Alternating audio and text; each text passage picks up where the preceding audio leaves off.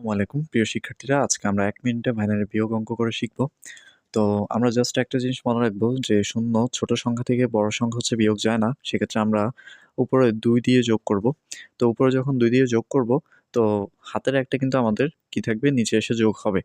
তো এখানে ২ থেকে ১ বিয়োগ গেলে হচ্ছে আমাদের কত থাকে? ১ এবং হাতের যেহেতু আমি এখানে ২ যোগ করলাম, তাহলে হাতের ১ টা হচ্ছে আমার এখানে আসবে। তাহলে হাতের ১ আর ১ মিলে হচ্ছে আমাদের ২।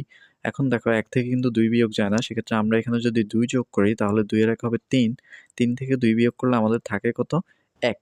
এরপরে যেহেতু ২ এখানে যোগ করলাম তাহলে হাতের ১ এখানে আসবে। ১ একে ২।